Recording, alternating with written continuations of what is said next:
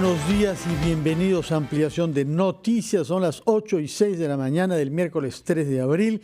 Comenzamos nuestro programa con Patricia del Río. Patricia, buenos días. Muy buenos días, Fernando. Muy buenos días a todos nuestros amigos. Creo que corresponde comenzar rindiendo homenaje a la comunidad de emigrantes de origen japonés establecido en nuestro país, puesto que un día como hoy, en 1899, llegó el primer barco trayendo 800 japoneses con un contrato para trabajar en las haciendas de la costa peruana. Entre tanto, al cabo de 120 años, tenemos descendientes de esos emigrantes en todas las actividades de nuestra vida social y ha fecundado las artes, las ciencias, la actividad política, las ingenierías, de manera que un saludo para ese porcentaje significativo de compatriotas que tienen orígenes japoneses también. Mañana tenemos una sesión plenaria importante, hoy la hay también, pero la de mañana es la presentación del primer ministro Salvador del Solar, que debe exponer ante la representación nacional la política general de su gabinete. Del día de ayer han habido varios hechos que tienen que ver con el Parlamento. Por una parte ha habido esta decisión que no se admita la demanda de investigación al exfiscal de la Nación, Chávarri, por haber supuestamente violado el lacrado que se había puesto en oficinas conexas a la suya. Hablaremos sobre estos temas con nuestro invitado, que es un abogado y congresista del APRA, Javier Velázquez Quesquén. Otros hechos importantes es la decisión de admitir el levantamiento, el proceso que debe llevar al levantamiento de la inmunidad parlamentaria al ex general Donaire, quien ha sido condenado por la justicia por robo de gasolina al ejército.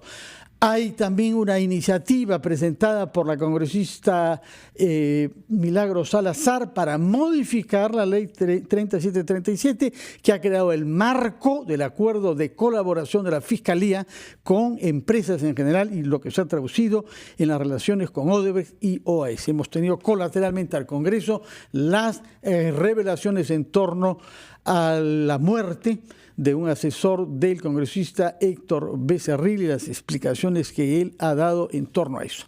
Pero vamos a nuestro primer invitado, como habíamos dicho, Javier Velázquez Quesquén, del APRA. Por una parte, ustedes se han reunido con el primer ministro en días pasados y han podido plantear los temas más importantes. Hemos tenido declaraciones de Mauricio Mulder sobre este tema, pero hay otros temas que tienen que ver con el APRA y con su propio desempeño parlamentario, como el voto que usted tomó ayer respecto de Chávarri. Si quiere comenzar por ese punto, sí. ¿Por qué le parece importante que no se investigue? Yo no estoy diciendo que se le acuse ni que se le pruebe culpable. Ustedes lo que han decidido es que no se dé curso a la justicia de la posibilidad de que alguien que tiene inmunidad sea investigado por algo que todos hemos visto en las cámaras de televisión. Fernando, muy buenos días Patricia. Yo creo que lo que pasa es que lo que hay que ir camino a que en la subcomisión vayan gente que conozca por lo menos el reglamento. Nosotros hemos calificado una denuncia que no tenía ni una prueba. Fíjese usted, este hecho del lacrado, la fiscal de la Nación lo viene investigando 3 meses. Esa investigación que está adelantada hace 3 meses, la fiscal ha hecho que transcriban, o sea, que visualicen los videos. Hay ahí elementos indiciarios que va a ser muy difícil que alguien de nosotros no deje prosperar esa investigación. Yo desde ahora adelanto que yo voy a votar a favor de esa investigación. Lo que no puede hacer el Parlamento es festinar una denuncia sin ninguna prueba. No leen el reglamento. Esa denuncia, o sea, alegremente mañana cualquiera pone una denuncia y tienes que procesarla. Aquí no se ha generado una autoridad de cosa juzgada. Acá lo que se ha dicho es, si la fiscal desde enero está investigando, ha llamado testigos, los asesores ya han declarado, eso va a venir y eso lo vamos a procesar. Entonces, lo que sucede ahora es lo siguiente. Por mandato de reglamento, esta denuncia la tenemos que admitir. A veces rechazamos denuncias de la Fiscalía que vienen inconsistentes, pero por todo lo que yo estoy viendo, esa denuncia viene bien sólida, bien corroborada. Mire, ya 3 meses la fiscala. Entonces, vienen y presentan, 2 congresistas presentan una denuncia y ni siquiera juntan el recorte periodístico que han leído. No aportan ninguna prueba. Entonces, eso es ocioso, pero además, yo quiero decir lo siguiente. Esto es una trampa. Porque si nosotros lo declarábamos procedente esa denuncia sin prueba, las 4 denuncias graves que ya Juan Cheput ha hecho pertinencia de prueba, determinación, ya se le dio el plazo para investigar, tendrían que pararse para poder acumular una denuncia que no tiene ningún fundamento. ¿Por qué dice que no hay pruebas? No, me refiero a la denuncia, porque la denuncia tiene que cumplir con una formalidad, tiene que tener pruebas. El hecho, lo que quiero dejar muy en claro es que el tema del lacrado se va a ver en el Congreso, o sea, en la subcomisión. Estamos esperando que la fiscal de la Nación, que en enero inició una investigación que está corroborando todos los hechos, esa denuncia viene bien consistente y yo, por lo menos por lo que he visto, no quiero adelantar juicio de valor, pero es muy difícil que alguien se oponga a procesar. Ese es el tema del lacrado. Mentira que se ha mandado al archivo este hecho que no se puede investigar. Lo que pasa, congresista, es que, y creo que en este caso es pertinente ver lo que ha venido ocurriendo, siempre hay una excusa. El 16 de enero votó porque no se investiga a Pedro Chávarri por los casos de plagio, porque consideró que no eran delitos que se veían en ese tema constitucional. Tampoco votó para que sea investigado el de las denuncias que presentó Amado Enco por organización criminal, con la excusa de que ahí estaba incluido Duberly Rodríguez, a quien ya se le había exonerado. La única vez que votó a favor fue de una denuncia contra Chávarri fue en el caso que presentó la señora Gloria Montenegro, pero esa vez no votó para que se investigara a los miembros del Consejo Nacional de la Magistratura, con lo cual otra vez el delito de organización criminal quedó desbaratado. No aprobó investigar a Chávarri por obstruir el acuerdo de Odebrecht y tampoco condenó al fiscal Chávarri cuando separó a Pérez y a Vela. Disculpe, doctor Velaje Jasquén, pero en este caso todo lo que usted pone, todo lo que usted ha dicho, siempre encuentra una buena razón para que Chávarri se salve de una sanción. Es que, ¿sabes qué? Lamentablemente en una democracia, los que por lo menos tienen en sus manos el derecho sancionador del Estado no pueden mirar ni los periódicos ni las tribunas, sino el reglamento y la Constitución, Patricia. Discúlpame, permíteme decirte lo siguiente. No lo estoy interrumpiendo, siga, Mira, yo tengo el mayor de los aprecios por el doctor Rafael Vela y por el trabajo del fiscal Pérez. Pero cuando a él se le denuncia al fiscal de la Nación por cumplir con una atribución que su ley orgánica le da, yo me indigné cuando los cambiaron, me indigné. Pero eso en ninguna parte del mundo es infracción a la Constitución. Bueno, ahí no lo condenó públicamente y bueno, usted en su derecho de decir que... Ahora, pero ¿por qué no aprobó, por ejemplo, el hecho de que se les investigara por organización criminal? ¿Por qué no permitió que se les investigara a los miembros del Consejo Nacional de la Magistratura? Disculpe, doctor, congresista Velázquez Jequén, le digo doctor porque es abogado también. No soy abogado, pero doctor. Bueno, los médicos son médicos, bien, no doctores. Valga la aclaración, congresista Velázquez Jequén. Siempre hay una excusa, repito. No es una excusa. Es que yo actúo, y ahora, entonces Patricia, le pregunto de otro lado. ¿Por qué son siempre los mismos que encuentran razones para no investigar al señor Chávarri? Siempre los mismos. ¿Todos los demás están equivocados? Escúchame. El APRA y los fujimoristas. Escúchame. Siempre los mismos. Escúchame, hace 15 días la subcomisión, la mayoría fujimorista, ha cometido una actitud antirreglamentaria. Nosotros logramos ganar un informe que declaraba procedente la denuncia por infracción a la Constitución del doctor Pablo Sánchez. Y nosotros demostramos con argumentos que esa propuesta de procedencia debería archivarse porque no había fundamento. Ganamos la votación. ¿Qué dice el reglamento? Una vez que el Congreso califica la denuncia, va al archivo. De acuerdo, pero... Permíteme terminar. ¿Qué han hecho los fujimoristas? Lo han llevado a una comisión permanente, han revocado el acuerdo y han abierto una investigación. Todo ese procedimiento es nulo. Yo me opuse a eso. Pero ¿sabes qué? Mira, Patricia, yo respeto mucho a la prensa, pero yo soy profesor de la universidad y enseño Derecho. Yo no puedo ir al aula y decirle a mis alumnos, ¿sabes qué? Voté en función de lo que dice las tribunas y no en función de lo que dice el reglamento y la Constitución. Abogado, está lleno de abogados. No, por eso te digo, pero otro punto que me parece importante.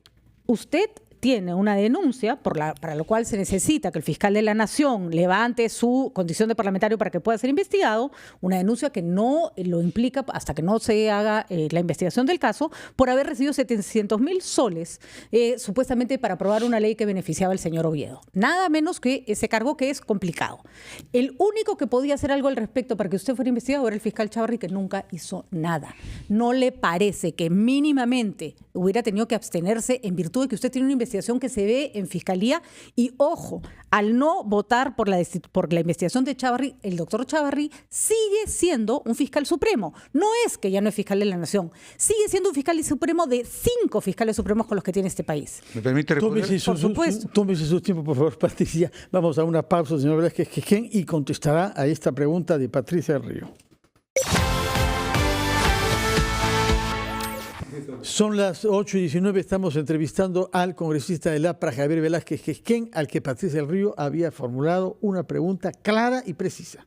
Bueno. Así es, sobre la evidencia o la sugerencia de que serían acusaciones pendientes que usted tendría de parte de Fiscalía, en este caso por haber recibido, estoy poniendo en condicional, porque es todavía lo que ha sido una afirmación de un colaborador eficaz, dinero para aprobar la ley que beneficiaba al señor Oviedo. Eso obviamente lo ponía usted en una situación comprometedora porque es el fiscal de la Nación el que tiene que decidir si un congresista es investigado o no. Eso podría haber influido en su decisión con respecto a los casos, varios casos que hemos mencionado, en los que no votó a favor de la investigación del señor Chávarri. Mire, no, yo quiero decir lo siguiente, yo niego categóricamente esa falsa imputación. El colaborador, el julio del 2015, dijo que había traído en una mochila 70.000 soles, no 700.000, para entregarme y que había bajado en la empresa de transporte de Sixa y que el mismo día me entregó y se regresó. Ese fiscal, lamentablemente, no se puede recusar al fiscal y voy a presentar un proyecto de ley para, así como recusamos a un juez, recusar a un fiscal. Ese fiscal me persigue desde el año 2014. En 2014, con un alcalde que está preso, dijo que yo tenía un audio. Han pasado 5 años y no hay un audio. Perú 21 lo dijo, fue una carátula de Perú 21.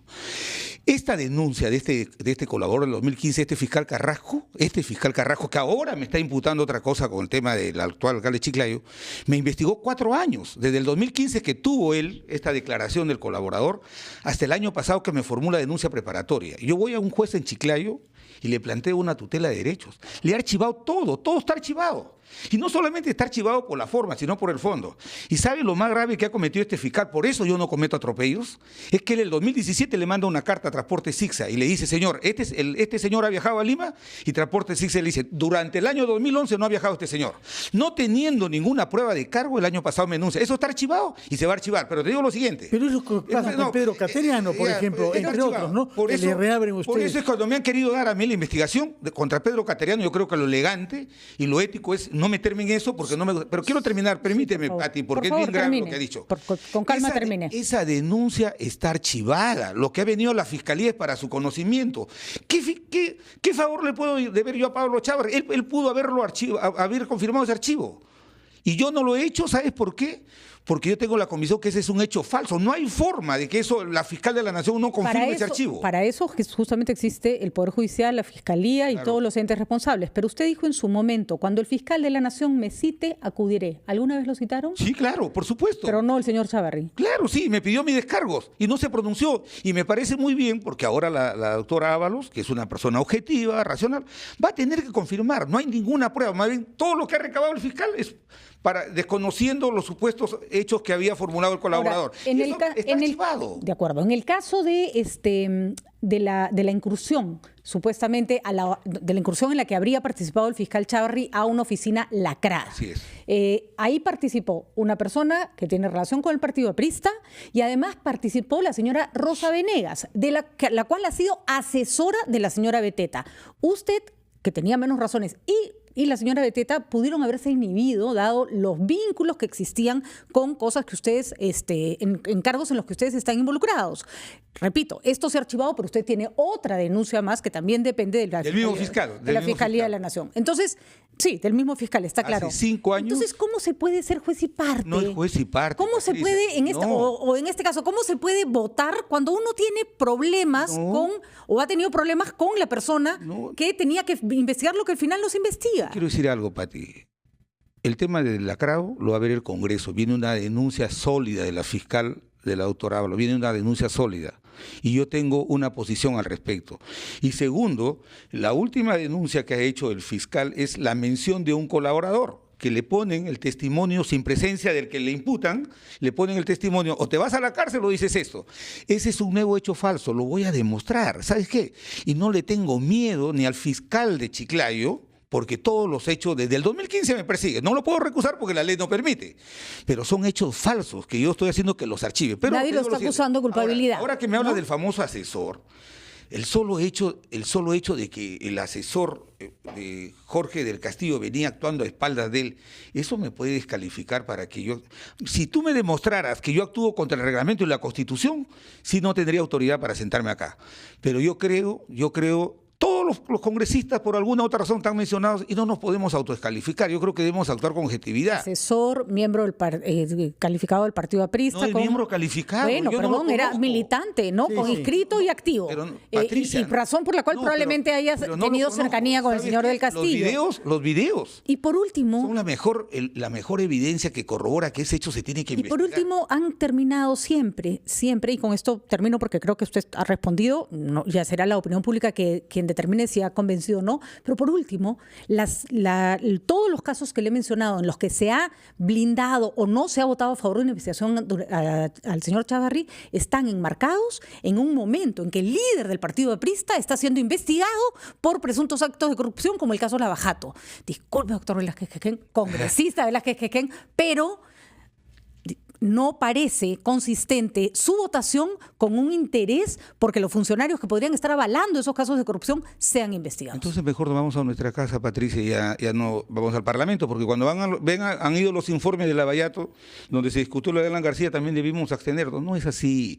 Yo creo que lo que hay que buscar en lo posible es que el Congreso no actúe en la subcomisión, trate en lo posible de actuar mirando el reglamento y la Constitución, es lo elemental. Sobre el tema Alan García, que se vayan los corruptos a la cárcel, sobre el tema Alan García, se nos ha dicho durante mucho tiempo que él había dado una conferencia pagada con $100.000 por la Federación de Empresas Industriales de Sao Paulo.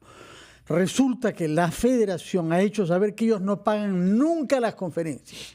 Se nos dijo que no sabían que era Odebrecht a través de su oscura caja 2 que había pagado ahora. Y resulta que todos los indicios muestran de que aparentemente sabían que ese era el origen del pago. ¿Cómo puede explicarnos eso? Tenemos que creer una cosa durante meses y después se nos dice lo contrario. Yo creo que el fiscal, nadie puede poner en tela de juicio el fiscal que está investigando este hecho, que es el fiscal Pérez. Y el expresidente García, lo concreto es lo siguiente, fíjate. Lo concreto es que se dio la conferencia. Y lo concreto es que se ha acreditado que por esa conferencia se pagó. La discusión que hay es ver si Alan García conocía que los fondos, algunos de los fondos, ya la Corte Suprema de Brasil ha dicho que parte de esos fondos de la caja eran dineros lícitos. Y segundo, ha dicho han dicho que las fuentes de financiamiento a los partidos políticos era financiamiento ilegal y no era lavado de activos, pero es otro tema.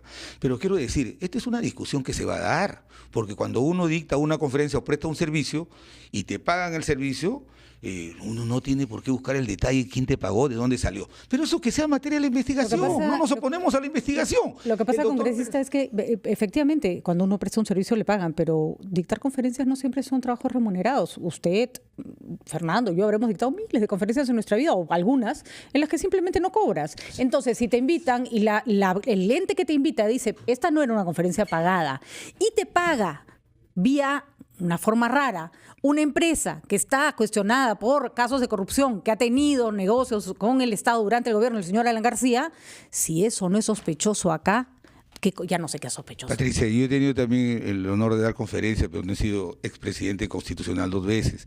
Y todos sabemos que Bill Clinton, que Barack Obama, que los expresidentes, después que salen de la gestión, siempre son convocados y por esta conferencia. Y yo le he puesto doble contra sencillo, que si llamo a Obama y le pregunto si alguna vez ha dado una conferencia como expresidente sin cobrar, me va a decir sí. Por eso, pues, pero eso que se investigue. Mira, nosotros somos políticos, yo tampoco pretendo que tú pienses como yo, pero la mejor garantía en este país es los jueces, porque lo que yo voy a dar es una apreciación política. No me va a saber declarar contra eso, sino diciendo que eso se investigue y que el fiscal vea si el presidente conocía o no de la fuente del financiamiento. Pero no sé los políticos... La conferencia se dio y se pagó. Javier, pero no solo es político, sino usted también es congresista. Sí, y en claro. este caso, los congresistas tienen un deber con la nación. Y parte de su deber es, sobre la base de los hechos y no de las opiniones, tomar determinadas posiciones. Entonces no se trata de blindo al señor García y no quiero mirar porque es parte del gobierno aprista y seguir negando lo evidente. No es blindaje, sino que yo creo en el juicio de los fiscales y los jueces y no en los juicios de los adversarios políticos. Puesto que usted no hace blindaje, su opinión sobre el caso Becerril, su paisano Lambayecano. Bueno, es un hecho grave el que hemos conocido, se tiene que investigar. Ahí hay varios elementos que el congresista Becerril tiene que explicar y me imagino que ya la Fiscalía ha tomado cartas en el asunto y se tiene que velar para evitar cualquier duda, cualquier sospecha. es cuál ha sido la causa de la muerte de esta persona, ¿no? Bueno, muchas gracias por su presencia, señor Velázquez Quesquén. La próxima vez hablaremos sobre la política general de Salvador del Solar. Y esperamos que cuando llegue la investigación de la fiscal, que el congresista dice que es bastante clara, bueno, entonces el voto sea en un sentido en que se permita la investigación. Sí, de verdad, no es que, mire, el señor Chávarri ha tenido 4 meses de investigación. Y yo no me he interesado que él confirme el archivo porque no hay ninguna prueba y la fiscal ahora lo va a tener que archivar. Bueno, pero sabemos que la bancada fujimorista había dicho que salvarlo era un asunto de supervivencia, ¿no? En el famoso chat de la Yo no soy de Fuerza Popular, yo soy de Aprisa. Sí, sabemos, nos hemos dado cuenta de las diferencias. No siempre son perceptibles, pero sobre esto sí. Muchas gracias, señor Velázquez. Muchas gracias. Muy buenos días. Gracias, Patricia. 8:30, regresamos a ampliación después de los titulares de la media hora.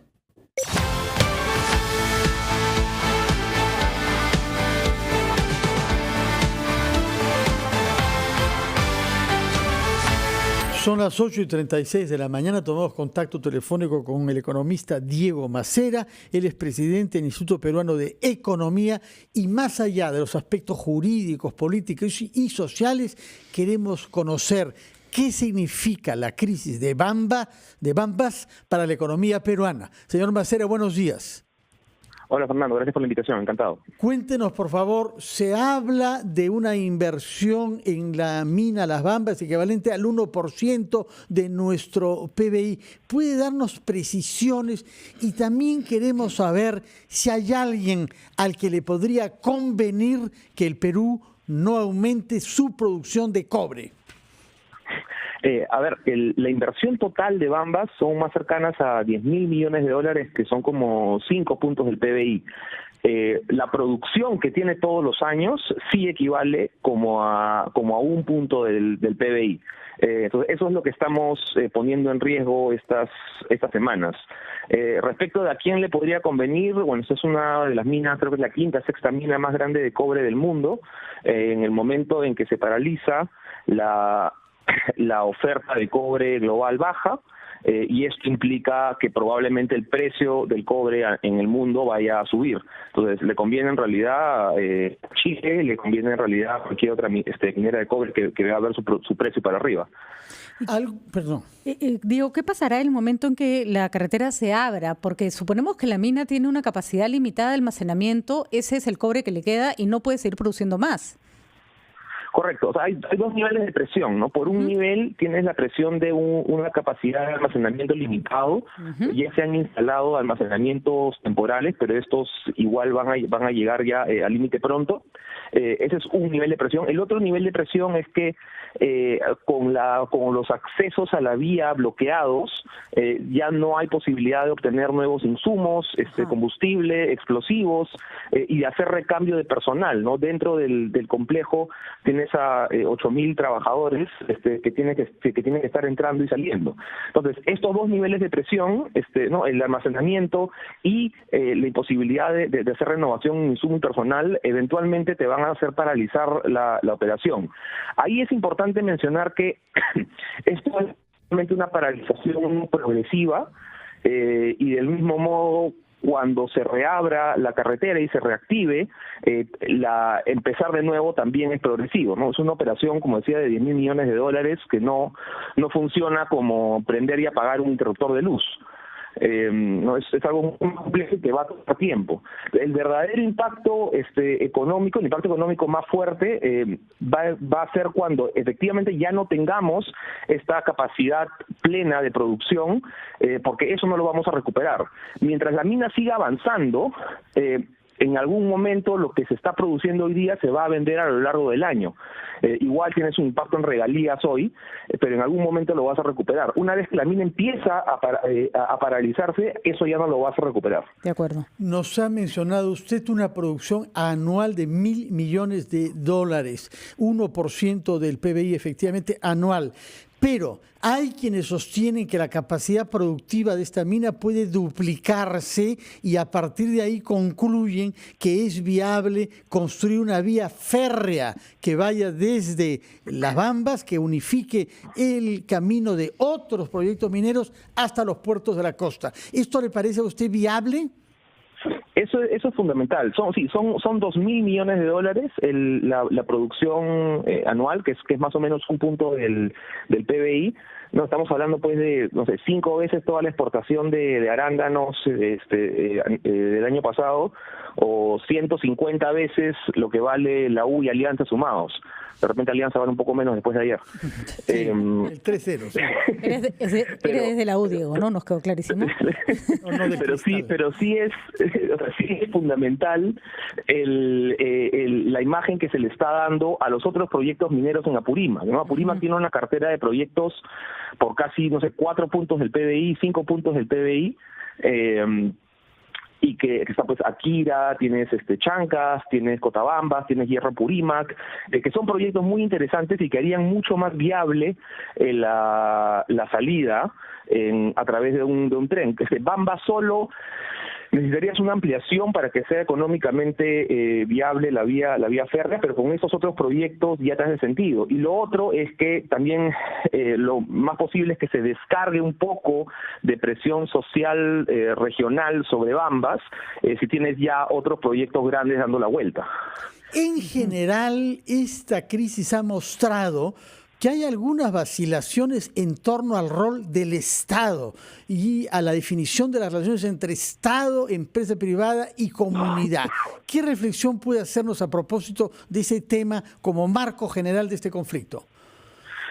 Aquí es bastante claro que lo que falla y sigue fallando en los conflictos sociales son nuestros canales institucionales de manejo y resolución de demandas, ¿no? Y en paralelo con eso, la posibilidad de tener interlocutores válidos para solucionar estos conflictos, ¿no?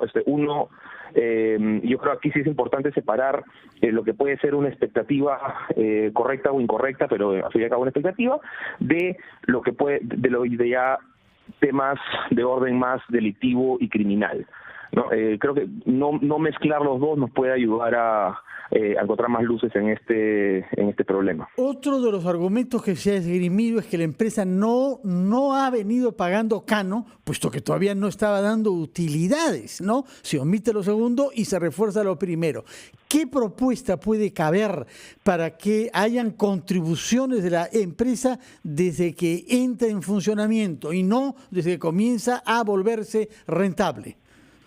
A ver, ahí hay dos temas, ¿no? Uno es que la mina paga regalías, ¿no? La mina tiene regalías contractuales que son 3% del valor de las ventas. Eso equivale más o menos a $8 millones al mes para la región, ¿no? Y lo que ha sumado eso al año pasado, para que los radioescuchas se puedan dar una idea, son más o menos lo que te costaría hacer 300 postas o 50 comisarías.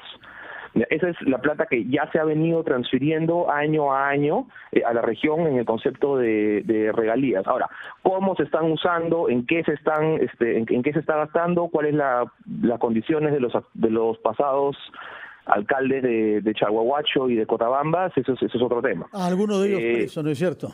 Por corrupción. Sí. Correcto, ¿no? Presos, ahí tal vez y el Cotabambas está fugado, ¿no? Diego, tal vez ahí está la solución a largo plazo, ¿no? Porque de esto vamos a tener muchísimo hasta que ese dinero no se reinvierta, no se invierta de manera coherente para la población, ¿no? Ese es un punto fundamental, ¿no? Porque ahí, digamos, si uno quiere ver mejoras en la calidad de vida de la población a partir de la operación de un proyecto minero de esta envergadura, mucho de la estrategia pasa por qué cosa puede hacer el gobierno regional y el gobierno local con los ingresos que se está generando, ¿no? Si eso no está ahí, si eso no se está usando apropiadamente, es mucho más comprensible que parte de la población sienta que la mina no le da nada. Muchas gracias, Diego Macera, presidente del Instituto Peruano de Economía. Hemos tomado nota de esta afirmación según la cual estas desventuras de la minería peruana parece que son sumamente favorables para nuestra competencia en materia de producción de cobre, y usted mencionó nuestro vecino del sur.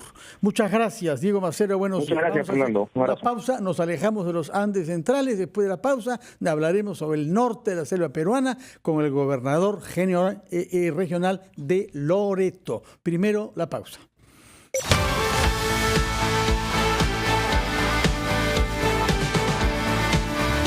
Son Son las 8:49, como habíamos anunciado, recibimos al gobernador regional de Loreto, el señor Elisban Ochoa, al cual saludamos. Muchas gracias por estar acá.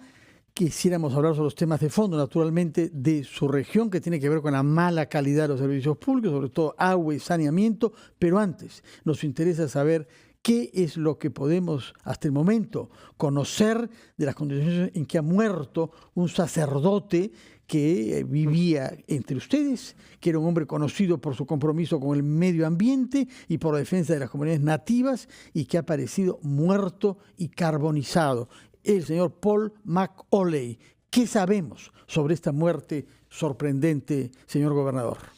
Sí, buenos días. Muy buenos días, señor gobernador. Bienvenido. Televidentes. Gracias por la gentil invitación. Efectivamente, nosotros llegamos ayer a Lima y como a las 12 de la tarde recibimos esta lamentable noticia, porque tuve varias reuniones con el hermano Paul, que era un defensor muy sólido en sus principios de defensa de la Amazonía, y ha trabajado permanentemente en la defensa de los derechos de las comunidades indígenas y sobre todo el sector de la juventud. Hay varias conjeturas sobre el tema, ¿no?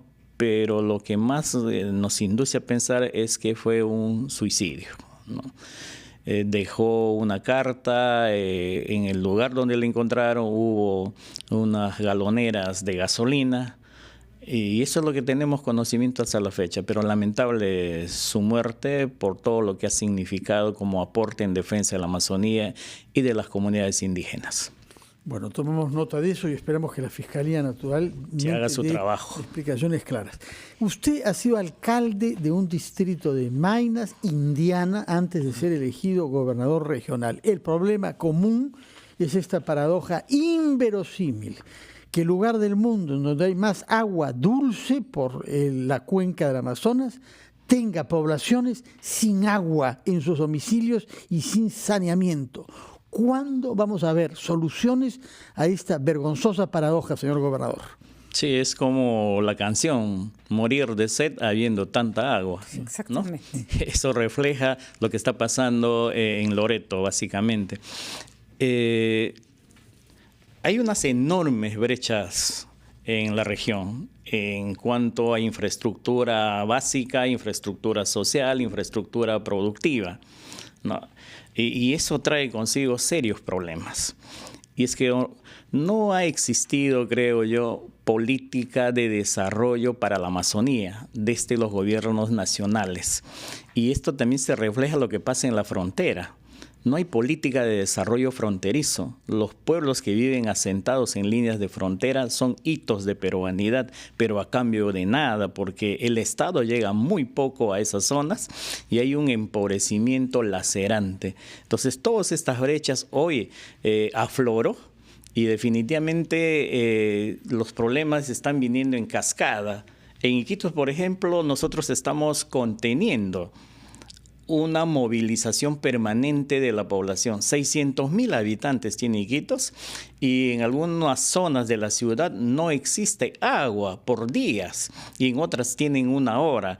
Y los privilegiados, entre comillas, tienen 5 o 6 horas en algunas zonas de la ciudad. Y este es un problema no de ahora. Ese es en el tema del agua, pero en el tema del desagüe es peor.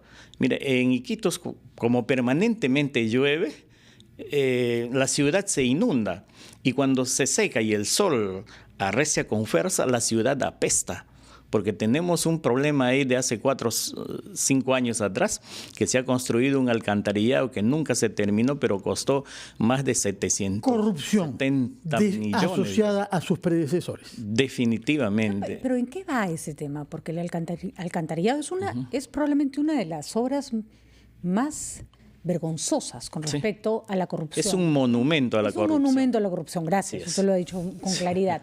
¿En qué va este trabajo? Porque hay que decirlo, Contraloría está presentando un proyecto de ley para que aquellas obras que quedaron tiradas, que no se terminaron, que se hicieron mal por culpa de la corrupción, puedan ser acabadas por el gobierno y ya luego el gobierno termina de cobrarse con la empresa respectiva. ¿Se podría trabajar en hacer operativa esta planta o no tiene remedio? Sí, yo creo que tendría que tomarse la decisión política de invertir, porque fíjese, el 2013 el Amazonas fue declarado maravilla natural del mundo.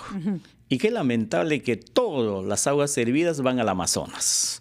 Es una contradicción increíble. Todas las aguas, no hay ningún tratamiento. No hay, de una ciudad como Iquitos de 600.000 habitantes. 600.000 habitantes. Es una vergüenza realmente que deberíamos todos asumirla, ¿no?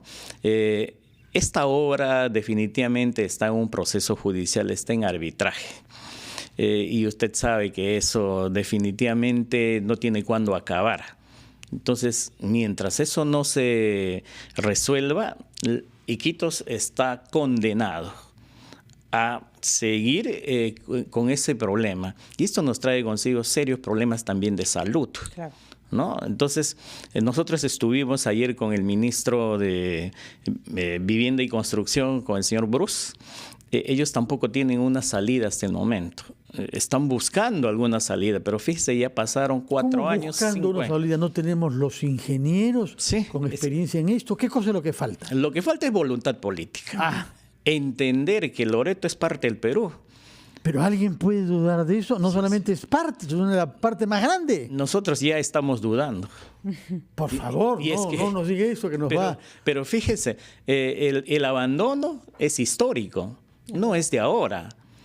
Iquitos, Loreto, que es la tercera parte del país, la única trifronteriza, ha tenido siempre eso. No hay inversión significativa, trascendente, que pueda cambiar la historia económica y social de nuestra región. Pero cuando usted viene a Lima y habla claro, como lo está haciendo acá, denuncia la corrupción y denuncia el olvido de esta enorme región nuestra, ¿qué le contestan las autoridades? Por ejemplo, el ministro de Transporte, que tiene tanto que hacer para darle carreteras y conectividad. Siempre es lo mismo. Presenten su proyecto que les vamos a atender, o cuando traemos el proyecto esperen para el próximo año porque este año no hay dinero, no hay presupuesto. Entonces, parece ya una letanía, ¿no? Siempre la misma respuesta. Y es que no hay decisión ni voluntad política de entender que Loreto puede darle, como siempre, mucho al Perú. Por supuesto. ¿Qué pasa con los ingresos que estaban previstos a partir del canon petrolero, que han caído significativamente y además encima hemos tenido dificultades sociales graves con bloqueo de pozos petroleros y con sabotaje al oleoducto en su región? Sí, y la única fuente que tiene el gobierno regional, por ejemplo, es el canon petrolero. Este mes de marzo hemos recibido 600.000 soles para toda la región. El mes anterior 1 millón y el primer mes de este año, desde que asumimos la gestión, 1,5 millones. Eso es todo la inversión, todo el dinero que hemos estado utilizando para atender la enorme problemática que tiene Loreto. Entonces, el 27 de noviembre del año pasado hubo una toma, ¿no?, por parte de los comuneros, de los indígenas, que duró hasta el 26 de febrero. 3 meses no se produjo petróleo, por lo tanto los pozos se han secado.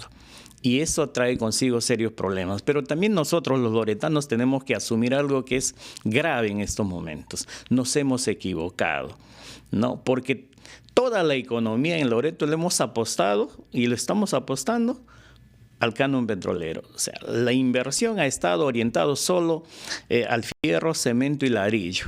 No hemos apostado por el desarrollo productivo, el desarrollo turístico y una educación pertinente para la región. Entonces, hoy estamos en esa visión de desarrollo. Queremos construir una economía propia para Loreto, basada en el desarrollo productivo y el desarrollo turístico sobre la base de una nueva educación. Entonces, en eso estamos caminando y todo nuestro accionar está orientado hacia eso. Bueno, porque si no encontramos... Señor gobernador, en todo caso acá difícil. Usted encontrará siempre a aliados para que se sepa lo que pasa en Loreto, y cuando caiga usted con burócratas insensibles que actúan como antiperuanos, nos lo hace saber, por favor, para informar el mal funcionamiento de algunos de los funcionarios que nos dice usted no dan satisfacción a sus demandas. Muchas gracias por su presencia. Gracias por la mucho éxito en su gestión, muy que ya tiene 90 días. Así es. Muy buenos días. Gracias. Buenos días. Titulares de la hora y regresamos a Ampliación de Noticias.